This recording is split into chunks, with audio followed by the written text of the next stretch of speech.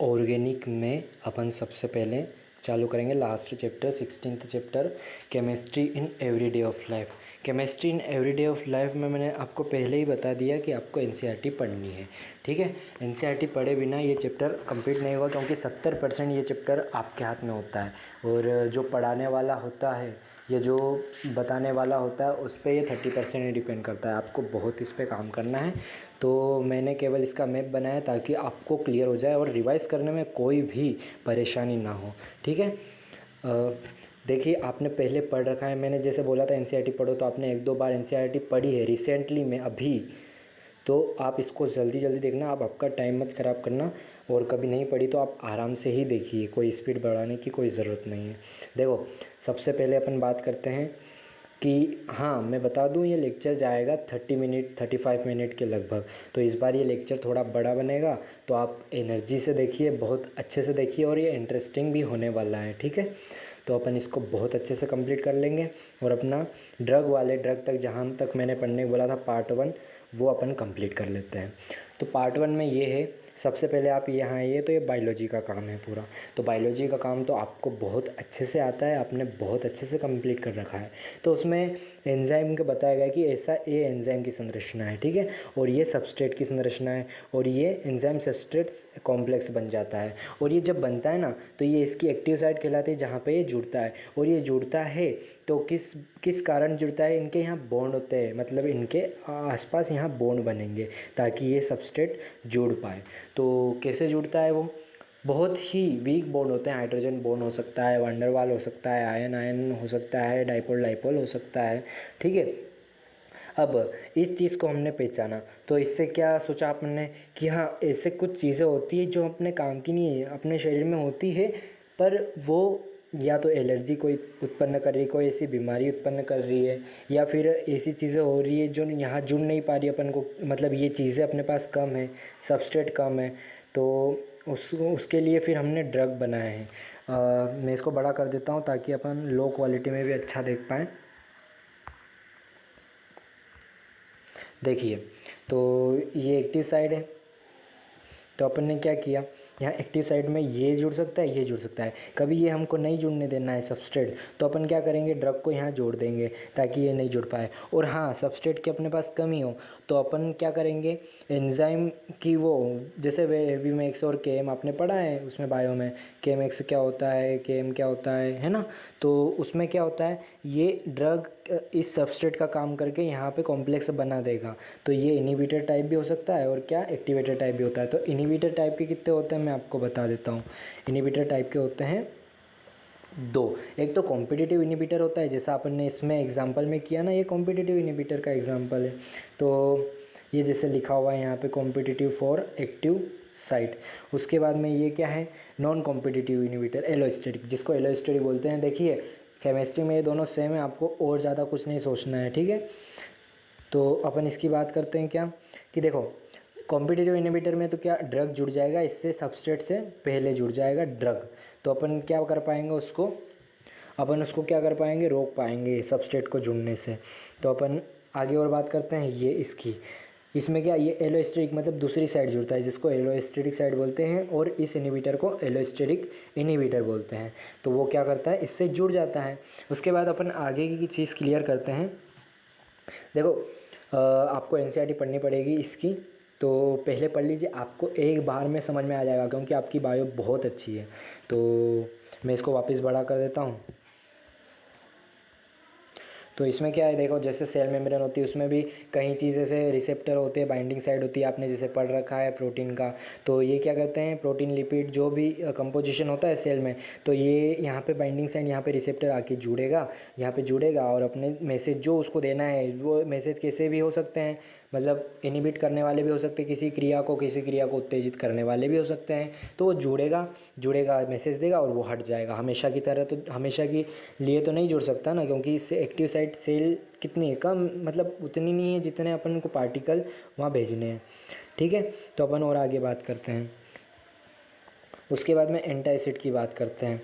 Antacid की बात करना है तो आपको एनसीईआरटी पढ़नी ही पड़ेगी। आप एनसीईआरटी लेके बैठिए, आप लेटे लेटे इस लेक्चर को देख रहे हैं तो आप इसको नहीं देखना, क्योंकि ऐसे कोई फ़ायदा नहीं है, आपका टाइम ख़राब होगा।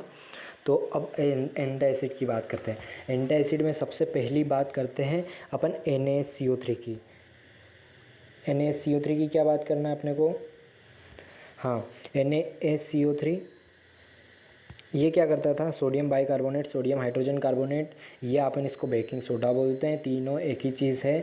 तो ये क्या करता था, जब भी अपन को एसिडिटी होती थी ना, पहले लोग क्या करते थे, इसको ले लेते थे। इसको लेने से क्या होता था, हमें आराम मिलता था, एसिडिटी से जलन नहीं होती थी। लेकिन इसकी दिक्कत ये है, इसकी परेशानी ये है कि आमाशय को एसिडिटी नहीं बेसिसिटी का शिकार बना देता है। मतलब उसको pH 7 से भी आगे निकल जाती है। मतलब वहाँ उदासीन न्यूट्रलाइज करना चाहिए उसको, लेकिन वो 7 से भी आगे निकल जाती है। तो इससे क्या होता है, दिक्कत बढ़ जाती है। उसके बाद में इसकी जगह फिर क्या करा, मैग्नीशियम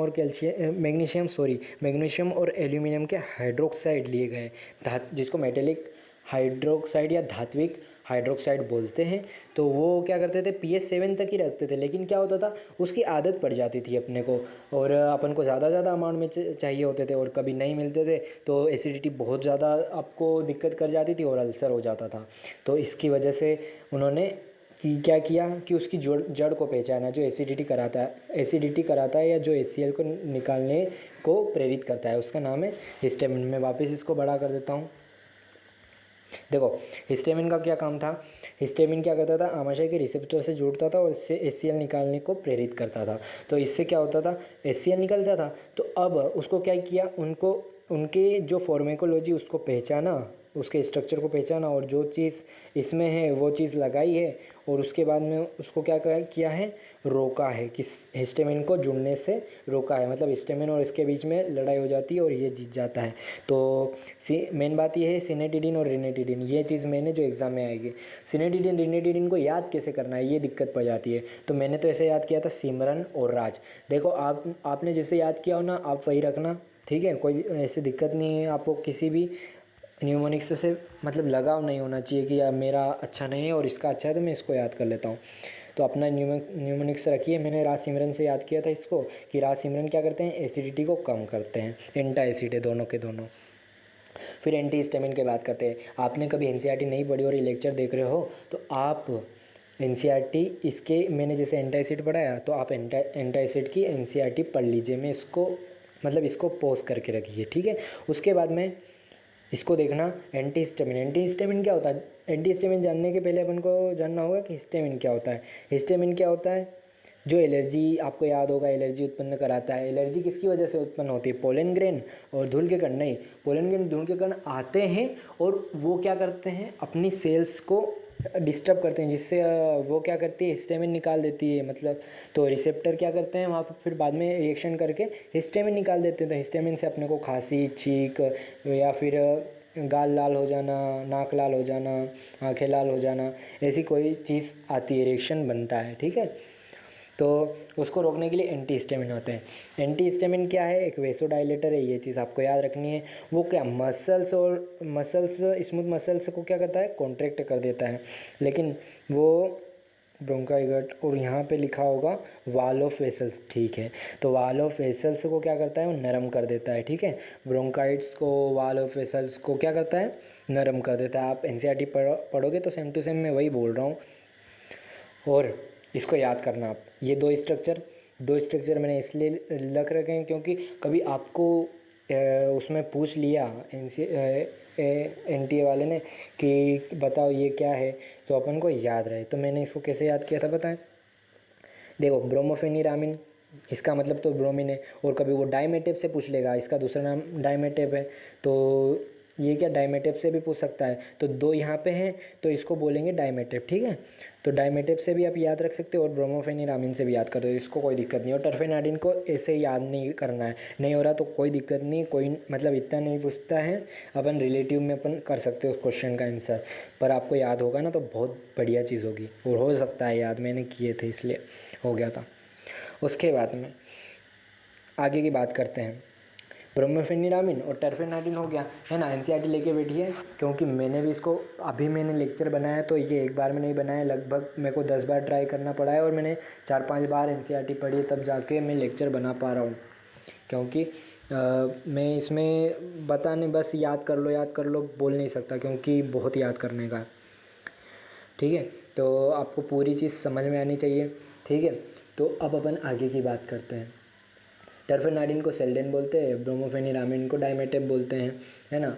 ये चीज़ याद रखना। और एक चीज़ और है इसमें मैंने लिखी है क्या, देखो यहाँ पे मैं चीज़ लिखी थी, वो स्लाइड पता नहीं कहाँ गई।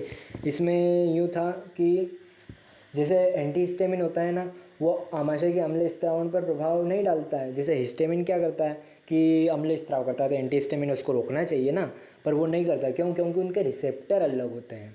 आप कभी गूगल पे सर्च करोगे कि एंटीहिस्टामिन मतलब जैसे ये लिखी हुई ऐसे कि ऐसे क्वेश्चन लिखा हुआ है एनसीईआरटी में, क्वेश्चन मार्क बना हुआ, वो लिखोगे तो आपको इसका आंसर मिलेगा। टॉपर की वेबसाइट पे भी मिल सकता है और आगे मिल सकता है, तो आप उसका रीज़न देखोगे तो यही है कि उनके रिसेप्टर जो होते हैं ना, वो अलग मतलब ये दोनों अलग अलग ग्राहियों पर कार्य करते हैं, अलग अलग रिसेप्टर पर कार्य करते हैं। ठीक है, हम इसके आगे की बात करते हैं। न्यूरोलॉजिकली एक्टिव ड्रग, ये क्या होता है? तंत्रिकीय सक्रिय औषध, ये क्या होता है? ये दो टाइप की होती है। पहले तो आप ये याद रखिए कि या तो ये ट्रैंक्विलाइज़र है और एक एनाल्जेसिक है, दो टाइप की होती है। ठीक है, तो ट्रैंक्विलाइज़र क्या करता है? वही डिप्रेसिव होता है तो उसको अच्छा होने की भावना, जैसे मैं डिप्रेशन में हूँ मान लो, तो मैं ट्रैंक्विलाइज़र लूँगा तो मुझे शांति होगी, डिप्रेशन दूर होगा और मुझे ऐसा लगेगा कि मैं दुनिया का सबसे भला इंसान हूँ। हाँ मतलब एक्सेप्शनली पर लगेगा, तो अपन को लगेगा ऐसा। तो इसके लिए ये होता है, प्रति अवसादक बोलते हैं जिसको, है ना। तो इक्वेनिल, ये इसको याद मत कर जी।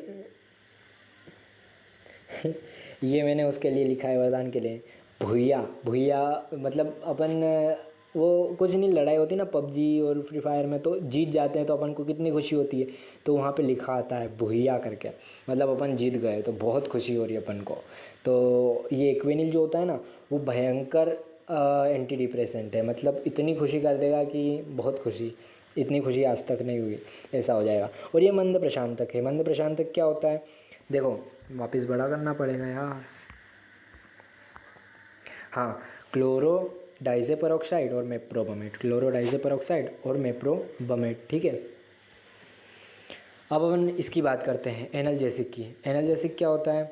एनाल्जेसिक पहले तो आप ये एग्जांपल याद करो, इनके कोई स्ट्रक्चर याद करने की ज़रूरत नहीं, मैंने केवल डाल दिए हैं ताकि बस फील रहे, कोई नहीं। और ये देखो, क्लोरोडाइज़ोपेरोक्साइड, इक्वेनिल और मेप्रोबमेट। ठीक है, तो ये दोनों क्लियर हो गए। उसके बाद में और इसके आगे क्लियर करेंगे, ये चीज़ अभी तक पूरा मैंने बताई नहीं है। एनाल्जेसिक की बात करते हैं पहले। देखो ट्रैंक्विलाइज़र की बात मैंने कर दी, ट्रैंक्विलाइज़र छोटा सा है, इतना सही है, तनाव दूर करते हैं। फिर इक्वेनिल जो होता है वो अति तनाव को नियंत्रित करता है। फिर ऐसी बहुत सारी चीज़ें हैं। और जैसे नॉरएड्रेनालिन क्या होता है? नॉरएड्रेनालिन अब कम पड़ जाता है, कभी डिप्रेशन होता है, तो ये इस पे काम कर देते हैं।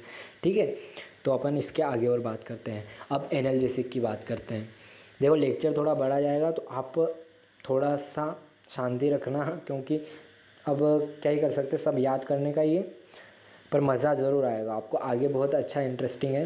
तो एनाल्जेसिक आप इंग्लिश वाले इसमें पढ़ लेना पूरा, मैं इसको नहीं बोलूँगा क्योंकि मैं इसको समझाने वाला हूँ सीधे सीधे। एनाल्जेसिक क्या होता है? खुशी उत्पन्न करेगा। पीड़ाहारी जिसको बोलते हैं, हिंदी वाले बिल्कुल समझ गए होंगे पीड़ाहारी क्या होता है। तो देखो एक एनाल्जेसिक दो टाइप के होते हैं, एक तो नॉन नारकोटिक होता है और एक नारकोटिक होता है। जैसे वो बोलते हैं ना कि हाथ पैर दर्द कर रहे हैं तो क्या ले ले, वो पेन किलर ले ले बोलते हैं ना, तो ऐसे ही होता है, ये पीड़ाहारी है। तो इसमें क्या होता है? देखिए दो टाइप की होती है, नॉन नारकोटिक होती है, नारकोटिक होती है। नॉन नारकोटिक की बात करते हैं तो इसमें क्या आएगा? एक तो है क्या, एस्पिरिन, और एक है पैरासीटामोल, जो लिखे हुए हैं इसमें।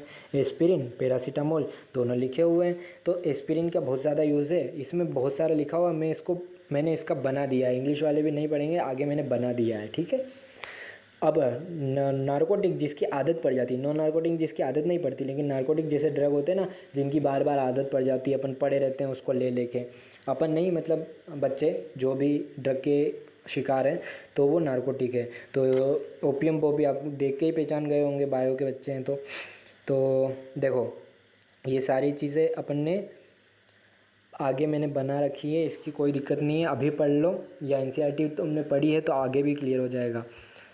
ठीक है, ये इनकी संरचना है। जैसे अपन इसको बड़ा करना पड़ेगा। अपन मार्फिन कब बोलते हैं, मार्फिन का स्ट्रक्चर इसमें अलग है, पर ये याद रखना मार्फिन वहाँ अलग है, यहाँ अलग है। उसके बाद में हीरोइन, हीरोइन बोलते हैं डाइएसिटिल मार्फिन है। डाइएसिटिल मार्फिन देखो एसिटाइलेशन करवाया ना 2 बार, तो डाइएसिटिल मार्फिन हीरोइन कहलाता है, जिसको स्मैक भी बोलते हैं, है ना, सफ़ेद पाउडर होता है ऐसा बोलते हैं। ठीक है, हो गया क्लियर। उसके बाद में अपन क्या चीज़ क्लियर करेंगे, एनाल्जेसिक। वापस वही बात है, अपन वही पढ़ रहे हैं, एनाल्जेसिक ही पढ़ रहे हैं, है ना। एनाल्जेसिक अपन यहाँ से पढ़ रहे हैं। हाँ, तो एनाल्जेसिक में 2 टाइप के होते हैं, नार्कोटिक होता है, नॉन नार्कोटिक होता है। नार्कोटिक क्या होता है, देखो किस में दिया जाता है, क्या होता है आपने देख लिया, लास्ट स्टेज ऑफ कैंसर में दिया जाता है, चाइल्ड बर्थ में दिया जाता है, सर्जरी के बाद में दिया जाता है। चाइल्ड बर्थ में मदर को देते हैं, लास्ट स्टेज ऑफ कैंसर में बहुत ज़्यादा दर्द होता है तो उसको देते हैं। फिर non narcotic aspirin paracetamol, aspirin prostaglandin को कम करता है। अब इसके एंटी काम करता है, कैसे करता है अपन आगे पढ़ेंगे, कोई दिक्कत की बात नहीं, सब फील आएगा। देखो एस्पिरिन, एस्पिरिन कितने काम करता है, एस्पिरिन एक वरदान है अपने मेडिकल में। ठीक है, सर्दी हो गई सॉरी उसके लिए। देखो एंटीक्लोड, ऑर्थराइटिस, एंटीपायरेटिक, हार्ट अटैक और प्रोस्टाग्लैंडिन। इसमें क्या है, प्रोस्टाग्लैंडिन जो इन्फ्लेमेशन करता है, ठीक है, तो उसकी चीज़ क्लियर कर ले अपन। तो ये सारी चीज़ें क्लियर कर लेते हैं। एंटीसेप्टिक क्या होता है, एंटीसेप्टिक आपको पता ही है। एंटीपायरेटिक क्या होता है, एंटीसेप्टिक सॉरी मैंने गलती से बोल दिया। एंटीपायरेटिक क्या होता है, बुखार, बुखार को कम करने वाला, मतलब ताप को कम करने वाला। पायरोलाइसिस, पायरेटिक, मतलब इनसे ताप से रिलेटेड है, ये टेम्परेचर से रिलेटेड। हार्ट अटैक के जो मरीज़ होते हैं वो एस्पिरिन हमेशा अपनी जेब में रखते ही हैं, क्योंकि क्लोट बनने से रोकता है, एंटी क्लोट है वो। ऑर्थराइटिस मतलब कंकाल पीड़ा होती है जो, ठीक है, घुटने दर्द, कमर दर्द ऐसा होता है ना, तो वो उसके लिए भी रखते हैं। फिर प्रोस्टाग्लैंडिन की बात करते हैं, तो प्रोस्टाग्लैंडिन क्या होता है, प्रोस्टाग्लैंडिन एक रसायन होता है, मतलब एक केमिकल होता है जो क्या करता है, इन्फ्लेमेशन करवाता है, तो उसको बंद करने के लिए अपन एस्पिरिन लेते हैं। ठीक है, तो एस्पिरिन क्या है, एक वरदान है। ठीक है, आगे बात करते हैं बारबीट्यूरेट्स। बारबीट्यूरेट्स भी ऐसी ही है, क्या एनाल्जेसिक ही है। तो वो क्या करती है, देखो बारबीट्यूरेट्स का इतना याद रखना, ये निंद्रा मतलब निंद्राजनक बोलते हैं हम तो ये क्या करती है, नींद लाने के लिए सहायक है। जब भी कोई अपना दोस्त बोले भाई टेस्ट है कल या एग्ज़ाम है कल, नींद नहीं आ रही, तो उसको बोलना बारबीट्यूरेट्स ले लें, तो ऐसे करके मतलब बातों बातों में याद हो जाते हैं ये सब। फिर इसको याद रखना है, ल्यूमिनल, वेरोनल, सेकोनल, एमिटल, नेम्बुटल। नल नल आ रहा है ना, ल्यूमिनल, वेरोनल, सेकोनल, एमिटल, नेम्बुटल, इसको कैसे याद करना आप देख लेना। ठीक है, अब देखो पहली बात मैं बता दूँ, ये जतिन नहीं है, अभी बताऊंगा कौन है। हाँ, ये कौन है, ये हमारे भीम भैया हैं। ठीक है, भीम महाभारत के आपने देखे होंगे। ठीक है, आपको मैंने तो इसको ऐसे ही ये किया था कंपैरिजन, आप इसको ऐसे करेंगे तो बहुत जल्दी याद होगा। उसके बाद में ये घटोत्कच है, भीम के पुत्र, है ना। ये कौन है, ये बर्बरी के घटोत्कच के पुत्र। ठीक है, तो आपने महाभारत देखी होगी तो आपको पता होगा, या फिर अपने पापा मम्मी से पूछना कि कौन थे ये और क्या करने आए थे। तो घटोत्कच और इनका मैं बाद में बताऊंगा, पहले कॉन्सेप्ट पूरा बता देता हूँ। देखो उधर एंटीबायोटिक मैंने लिखा, जो भी पहले एंटीबायोटिक मिलती थी ना, वो एक बम की तरह काम करती थी, मतलब वो अपनी कोशिकाओं को भी नष्ट करेगी और सामने वाला जो मतलब जो भी सूक्ष्म जीव आया है उसको भी नष्ट करेगी। ठीक है, तो बहुत तहलका मचा देगी ये। उसके बाद में आर्सफेनेमिन, जिसको सेल्वर्सन बोलते हैं, ठीक है, ये इसको किसने खोजा था, पॉल एरलिच ने, है ना, पॉल एरलिच ने। तो ये क्या सिफिलिस के इलाज के काम आती है, सिफिलिस। तो आप मैं इसलिए कहता हूँ कि आप पूरा बनाइए अपने हिसाब से शॉर्ट नोट्स, क्योंकि आप वहाँ लिख सकते हो, क्योंकि मुझे सिफिलिस पता था तो मैंने लिखा नहीं। तो अपने हिसाब से आप बनाओगे ना, तो आपको जो आता है वो आप नहीं लिखोगे, और जो नहीं आता आप उसको अंडरलाइन या हाईलाइट करके लिखोगे। तो अपने हिसाब से नोट्स बनाना बहुत ज़रूरी है। तो इसमें मेन चीज़ क्या है बताऊँ, आर्सफेनेमिन में ये आर्सेनिक, आर्सफेनेमिन या सेल्वर्सन इसको प्यार से बोलते हैं। तो ये क्या करता है, सिफिलिस का इलाज करता था, लेकिन ये क्या अपनी कोशिकाओं के लिए भी हानिकारक था, इतना नहीं था लेकिन था। ठीक है, उसके बाद में ये जो है प्रोटोनसिल, प्रोटोनसिल की बात करते हैं अपन। प्रोटोनसिल की बात करेंगे तो क्या है देखो, इसमें नाइट्रोजन नाइट्रोजन बॉन्ड। अब ये भी पॉल एलिश ने ही खोजा था। कैसा देखा इसको, देखो आर्सेनिक आर्सेनिक वहाँ भी डबल बॉन्ड था, तो ऐसे एजोडाई देखे गए जो क्या करते थे, चयनित रूप से, मतलब सिलेक्टेड, जिसको मारना है उसको उसी रंजक उसे ही उसको ही रंगते थे। मतलब रंजक का मतलब ग्राम पॉजिटिव ग्राम नेगेटिव जैसे कॉन्सेप्ट है ना, बस वही कॉन्सेप्ट है ये। तो ये चयनित रंगते थे, लेकिन ये चयनित नहीं थे, है ना। तो डाई, इसको डाई बोलते हैं या डाई रंजित करते थे, इंग्लिश में पता नहीं रंजित को क्या बोलते हैं। तो सबसे पहला बात जतिन तो ओदर एंटीबायोटिक क्या होता है, ओदर एंटीबायोटिक बर्बरिक की तरह है। बर्बरिक क्या करा था, उसने महाभारत का युद्ध खत्म करना, मतलब उसको कोई वो उसने बोला था कि मैं एक बाण से सब खत्म कर दूंगा, एक को भी नहीं छोड़ना है मेरे को। तो उधर एंटीबायोटिक ऐसा ही करती है, जहाँ जाती है सब खत्म कर देती है, अपने वाले हो दूसरे वाले हो उसको कोई मतलब नहीं है ना। और घटोत्कच क्या है, घटोत्कच की बात, ये कॉन्सेप्ट आपको महाभारत से ही आ सकता है, तो मम्मी पापा से पूछ लेना पहले। तो देखो घटोत्कच क्या था, घटोत्कच एक तो बहुत बड़ा था, और ये जैसे देख रहे हो तहलका तो मचा रहा है ये। तो ये क्या इतना बड़ा था कि इस पांडव सेना की 2-4 सैनिक क्या पैर में आ भी जाए तो इनको पता ही नहीं चलता था। तो ये इनकी वजह से सेल्वर था, इतना ये नहीं था मतलब हानिकारक अपने लिए, लेकिन था। और भीम क्या सिलेक्टिव मारते थे, कौरवों को ही मारते थे। तो प्रोटोनसिल क्या करता था, सिलेक्टेड डाई को ही रंजते थे, मतलब रंगते थे। आप इंग्लिश में पढ़ लेना, इंग्लिश वालों को थोड़ी कन्फ्यूज़न हो सकती है, फिर कॉन्सेप्ट में नहीं होगी, शब्दों में हो सकती है। और मैं इसको वापस बड़ा कर देता हूँ। देखो सिल्वर सेन, प्रोटोनसिल, सल्फेमाइड, सल्फापिरिडिन, एजोडाई, इसका मतलब आप समझ गए हो कि ये चीज़ें मैंने अभी नहीं बताई है, आपको एंटीबायोटिक पढ़ना ही पड़ेगी, अपने आप से पढ़ोगे ना तभी आएगी, ऐसे नहीं आएगी, ठीक है। सल्फापिरिडिन क्या होता है, एजोडाई, एजोडाई अपन ने अभी बात करी, एजोडाई की रिएक्शन भी होती है, आपको याद हो ऑर्गेनिक में, और ये ओ से अपन याद करते हैं कि वो ऑरेंज कलर देगा, ठीक है ऐसा। उसके बाद में आगे की बात करते हैं। देखो बैक्टीरियोसाइडल और बैक्टीरियोस्टैटिक। बैक्टीरियोसाइडल क्या होता है, मार देना बैक्टीरिया को। बैक्टीरियोस्टैटिक मतलब क्या, उसको मारना नहीं, उसकी जो ग्रोथ है उसको रोक देना। तो बैक्टीरियोसाइडल क्या होता है, पेनिसिलिन, एमिनोग्लाइकोसाइड और ऑफ्लॉक्सासिन। और इधर बैक्टीरियोस्टैटिक क्या होता है, एरिथ्रोमाइसिन, टेट्रासाइक्लिन, क्लोरोएम्फेनिकोल। इसमें से दोनों में से एक भी याद हो गया तो आपको दोनों याद हो, इसको याद करने में आसानी होगी। मैंने इसको याद किया था, कैसे याद किया था, कोई तुक नहीं है ट्रिक का, बस ऐसे ही है, बस वही रसोड़े में कौन था जैसे अपन बोलते हैं, उसका कोई तुक नहीं है, उस तब भी उसका गाना बन गया है, तो मैंने भी इसका गाना बना दिया था। तो ऐसा है इसका। एरिथ्रोमाइसिन मतलब माई मतलब इरिथ्रो, मेरे पास टेट्रासाइक्लिन, टेट्रा यानी चार, चार क्या है साइकिल है मेरे पास, ठीक है 4 साइकिल है। और फिर बोलेंगे क्लोरोइम्फेनिकोल, तो क्लोरो बोल रहा है कि जल्दी निकाल, यूँ बहुत जल्दी निकाल, अपन घूमने चलते हैं, बस यूँ। इरिथ्रोमाइसिन मतलब मेरे पास 4 साइकिल है तो जल्दी निकालो घूमने चलते हैं, देर किस बात की, ठीक है। तो अपन और आगे बात करते हैं। देखो 2 टाइप के एंटीबायोटिक और 2 भागों में बांटा गया है, एक ब्रॉड स्पेक्ट्रम होता है, एक नैरो स्पेक्ट्रम होता है। ब्रॉड स्पेक्ट्रम में पेनिसिलिन और क्लोरोएम्फेनिकॉल है, और जो नैरो स्पेक्ट्रम है ना उसमें पेनिसिलिन जी, पार्ले जी आपको याद होगा, पार्ले जी बड़े खाते हैं लेकिन बच्चे ज़्यादा खाते हैं, बच्चों को बहुत पसंद है पार्ले जी। तो पार्ले जी बच्चे, तो वो नैरो स्पेक्ट्रम मतलब छोटे छोटे स्पेक्ट्रम। और वेकोमाइसिन याद रखना है, ऑफ्लॉक्सासिन याद रखना है, ठीक है। उसके बाद में डिसिडिजिरिन, इसको मैं ऐसे ही बोलता हूँ क्योंकि मेरी आदत हो गई इसको बोलने की, क्यों एंटी कैंसर है। और पंजाब में क्या होता है, बहुत कैंसर होता है, तो कैंसर ट्रेन चलती है वहाँ पे, आपको पता है।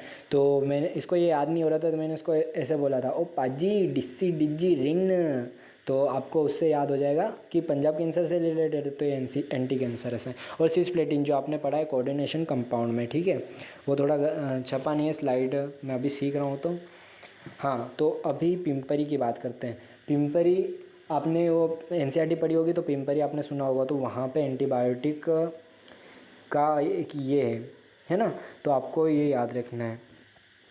उसके बाद में एंटी माइक्रोबियल की बात करते हैं, ठीक है। एंटी माइक्रोबियल की बात करते हैं, पेज नंबर 462 हिंदी में 462 में लिखा हुआ, हिंदुस्तान एंटीबायोटिक द्वारा निजी औद्योगिक क्षेत्र में होता है ना, पेनिसिलिन का उत्पादन होता है इसमें, है ना, पिंपरी में, पुणे में। तो मैंने इसलिए फ़ोटो डाली ताकि आपको याद रहे, बस ऐसे ही जनरल नॉलेज के लिए। उसके बाद में एंटी माइक्रोबियल की बात करते हैं। एंटीसेप्टिक और डिसइंफेक्टेंट होते हैं वो। एंटीसेप्टिक क्या, एंटीसेप्टिक आपको पता ही है बहुत अच्छे से। डिसइंफेक्टेंट क्या मतलब विसंक्रामक बोलते हैं हिंदी में। तो एंटीसेप्टिक आपको याद रखना है फ्यूरासिन, सेफ्रामाइसिन, डेटोल। फ्यूरासिन, सेफ्रामाइसिन, डेटोल।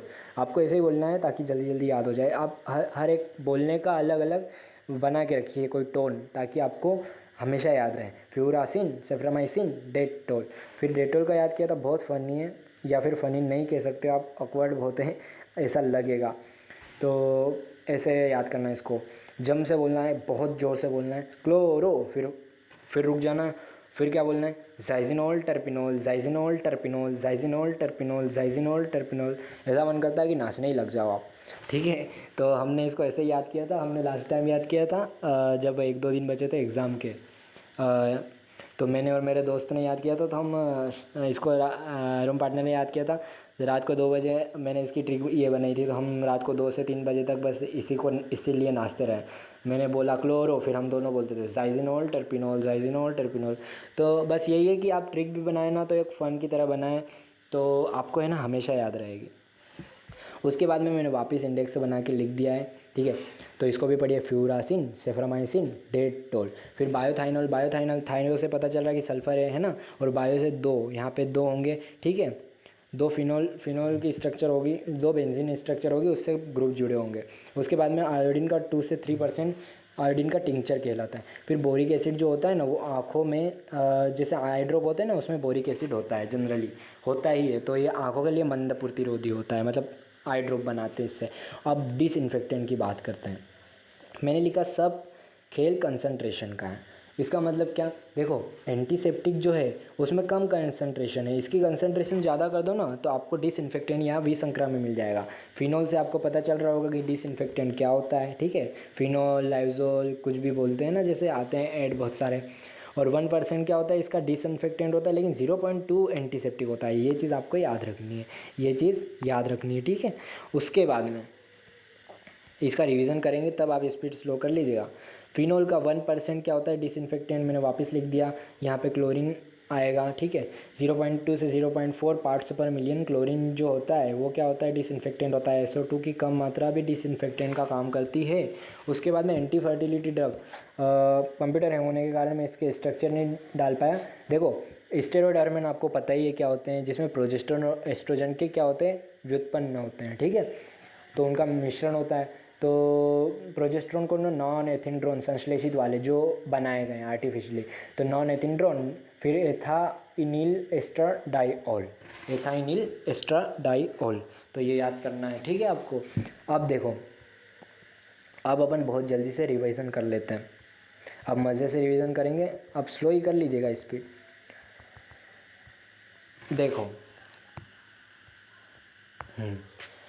सबसे पहले अपन बात करते हैं किसी एंजाइम सबस्ट्रेट की बात करते हैं। एंजाइम सबस्ट्रेट क्या होता है, एंजाइम सबस्ट्रेट जो एक्टिव साइट पे जुड़ता है, सबस्ट्रेट उससे जुड़ता है और किस बॉन्ड से जुड़ता है, वीक बॉन्ड से जुड़ता है, वंडरवाल बॉन्ड, आयोनाइन डाइपोल बॉन्ड। फिर ये कोशिका में जो होता है ये अपने आकार को उस हिसाब से ढाल लेती है, उसके बाद में वापस अपने पूर्वानुसार आकार में आ जाती है। एंटासिड क्या होता है, पहले अपन NaCO3 का उपयोग करते थे, फिर मैग्नीशियम और एल्यूमिनियम के हाइड्रोक्साइड का उपयोग करते थे, जिससे अपन pH 7 पे ही पहुँच पाए। लेकिन बेकिंग सोडा जो होता था वो pH 7 से आगे पहुँच जाता था।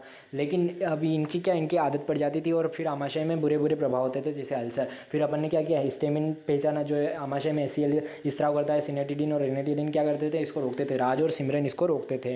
एंटासिड है राज सिमरन। एंटी हिस्टामिन क्या होता है, हिस्टामिन का उल्टा काम करने वाले। ठीक है, और एंटी हिस्टामिन और हिस्टामिन क्या अलग अलग जगह काम करते हैं, क्योंकि वो डिफरेंट रिसेप्टर के लिए होते हैं। ब्रोमोफेनिरामिन को ब्रोमीन से याद करना, डाइमेटेप को क्या किससे याद करना, डाइमेटेप 2 है। ठीक है, 2 फिनो बेंजीन रिंग है। तो हम इसको है ना जब भी आप बनाओ ना, इनको ऐसे ऐसे बना लिया करो फटाफट, तो आपको है ना कभी ये पूछे जाएंगे ना तो आपको जल्दी जल्दी याद हो जाएंगे। ठीक है, टर्फेनाइडिन को ऐसे कोई याद करने की ये नहीं है, करना भी नहीं है। और न्यूरोलॉजिकली एक्टिव ड्रग, फिर इसमें 2 चीज़ होती है, ट्रैंक्विलाइज़र होते हैं, एनाल्जेसिक होते हैं। ट्रैंक्विलाइज़र में इक्वेनिल जो होता है बहुत ज़्यादा ऐसा अच्छे होने की भावना बताता है, और फिर क्लोरोजाइजेपेरोक्साइड और क्या करता है, मेप्रोबोमेट, ये दोनों है। उसके बाद में एनाल्जेसिक की बात करी तो नार्कोटिक और नॉन नार्कोटिक होता है। नार्कोटिक क्या होता है, जिसकी आदत पड़ जाती है, नॉन नार्कोटिक जिसकी आदत नहीं पड़ती। ठीक है, तो नॉन नार्कोटिक आपको पता है कौन होते हैं, मार्फिन, कोडीन, सॉरी नारकोटिक होते हैं मार्फिन, कोडीन, हीरोइन। उसके बाद में नॉन नारकोटिक होते हैं एस्पिरिन, पैरासीटामोल। एस्पिरिन के बहुत सारे काम है, प्रोस्टाग्लैंडिन कम करता है। कैसे कम करता है देखो, एस्पिरिन ऑर्थराइटिस, जैसे कंकाल पीड़ा होती है, हाथ पैर दर्द करते हैं, तो अपन क्या करते हैं ऑर्थराइटिस के टाइम में लेते हैं। उसके बाद में एंटीपायरेटिक जो बुखार को कम करने के लिए, हार्ट अटैक होता है तो उसको हार्ट अटैक वाला पर्सन एस्पिरिन लेता है, क्योंकि वो एंटीक्लोटर है। क्या एस्पिरिन एंटीक्लोटर है। प्रोस्टाग्लैंडिन जो रसायन होते हैं वो इन्फ्लेमेशन करवाते हैं, टिश्यू इन्फ्लेमेशन, उसको कम करने के लिए एस्पिरिन होता है। ठीक है, फिर बारबीट्यूरेस की बात करते हैं। यहाँ पे एक और आएगा वेलियम और सेरोटोनिन। वेलियम और सेरोटोनिन आपने एनसीईआरटी पढ़ी होगी तो वहाँ पे दिए हुए हैं, वो एंटी एनाल्जेसिक है, एनाल्जेसिक है। बारबीट्यूरेट की बात करते हैं, ल्यूमिनल, बेरोनल, सेकोनल, नेम्बुटल, एमिटल। ल्यूमिनल, बेरोनल, एम्बुटल, सेकेंडल। तो एंटीबायोटिक, अदर एंटीबायोटिक क्या होते हैं, बर्बरिक की तरह होते हैं, सब फोड़ देते हैं। उसके बाद में आर्सेफेनेमिन, सिल्वरसिन जो सिफिलिस के इलाज के लिए पॉल एरलिच ने बनाई थी, वो क्या करता था कि वो सिलेक्टेड अपने को नष्ट करता था, लेकिन वो मानव की कोशिकाओं के लिए उतना हानिकारक नहीं था जितना उस बैक्टीरिया के लिए था, सिफिलिस के लिए। प्रोटोनसिल क्या करता है, प्रोटोनसिल बाद में खोजा गया। क्या प्रोटोनसिल, क्या नाइट्रोजन नाइट्रोजन बॉन्ड होता था, ये क्या करते थे, रंजित करते थे चयनित रंजकों से, है ना, एजोडाई। उसके बाद में अब सेल्वरसेन और इसकी बात करते हैं, इनका स्ट्रक्चर आप देख सकते हो इसमें। ठीक है, तो प्रोटोनसिल का स्ट्रक्चर, सेल्वरसेन का स्ट्रक्चर, उसके बाद में आप एजोडाई को भी देख लीजिए। उसके बाद में ये सल्फापिरिडिन और ये देख लीजिए। उसके बाद में अपन आगे की बात करते हैं, बैक्टीरियोसाइडल, बैक्टीरियोस्टैटिक, बैक्टीरियोसाइडल की बात करते हैं तो पेनिसिलिन, एमिनोग्लाइकोसाइड, फिर ऑफ्लोसक्सिन, इधर इरिथ्रोमाइसिन, टेट्रासाइक्लिन, क्लोरोएम्फेनिकॉल। मेरे पास 4 साइकिल है, फिर निकाल और क्या देर किस बात की। उसके बाद में ब्रांड स्पेक्ट्रम की बात करते हैं और नेरो स्पेक्ट्रम की। पार्लेजी क्या होता है, नेरो स्पेक्ट्रम, छोटा बच्चा। वेकोमाइसिन याद रखना है, वेकोमाइसिन भूलना नहीं आपको, है ना। ऑफ्लोक्साक्सिन याद रखना है। उसके बाद में अपन आगे की बात करते हैं, डिस्सी, डिग्जी, रिन और पाजी। तो ये एंटी कैंसरस है। और फिर क्या, ये सिस्प्लेटिन क्या करता है, एंटी कैंसरस है, कोऑर्डिनेशन कंपाउंड में। इसको यहाँ याद करने की जरूरत नहीं, मैंने ऐसे बता दिया। पिंपरी में क्या है, यहाँ पे पेनिसिलिन बनाई जाती है, ठीक है, हिंदुस्तान में। उसके बाद में एंटी माइक्रोबियल के एंटी काम करने वाले, एंटीसेप्टिक भी होते हैं, डिसइंफेक्टेंट भी होते हैं। अब देखो, फ्यूरासिन, सेफ्रामाइसिन, डेटोल, फ्यूरासिन, सेफ्रामाइसिन, डेटोल, क्लोरो, जाइजिनोल, टर्पिनोल, है ना, मज़ा आएगा। उसके बाद में वापस लिख दिया मैंने, फ्यूरासिन, सेफ्रामाइसिन, डेटोल, बायोथाइनल सोप में। ठीक है, आयोडीन का टिंचर क्या करता है, 2.3%, 2 से 3% क्या करता है, एंटीसेप्टिक का काम करता है। और बोरिक एसिड आंखों की गुस्ताखियाँ माफ हो, मतलब आंखों के लिए मंद प्रतिरोधी है। फिर डिसइंफेक्टेंट की बात करें तो सब केयर कॉन्सेंट्रेशन का है। जैसे मम्मी अपन को लग जाती है तो मम्मी को बोलेंगे, मम्मी मेरे को लग गई, हाथ में बहुत ज़ोर से खून निकल रहा, तो मम्मी क्या बोलेगी, बेटा बाथरूम जाओ और फिनोल लिया, फिनोल डाल लेते अपन, ऐसा नहीं बोलेगी ना, एंटीसेप्टिक डेटोल ही डालेगी ना। तो सब खेल किसका है, कंसंट्रेशन का है। ठीक है, आगे की बात करते हैं, फिनोल का 1% क्या डिसइंफेक्टेंट, फिनोल का 0.2% एंटीसेप्टिक होता है। ठीक है, अपन और आगे बात करते हैं, फिनोल का 1% डिसइंफेक्टेंट होता है, डिसइंफेक्टेंट 0.2 से 0.4% क्या होता है, पीपीएम, क्लोरीन डिसइंफेक्टेंट होता है। SO2 की कम मात्रा भी डिसइंफेक्टेंट का काम करती है। एंटी फर्टिलिटी की बात कर दी, इसमें स्टेरॉयड हार्मोन होते हैं, ये भी ड्रग के उसमें आते हैं, ड्रग के सीरीज़ में। तो अपन इतना पढ़ लेते हैं। और लेक्चर बड़ा हो गया इसके लिए यार सॉरी, क्योंकि अब लेक्चर बड़ा होना ही था। तो और बुरा क्या, बोर लगा हो तो सॉरी। मज़ा आया होगा तो अच्छी बात है, और आपको याद तो करना है यार।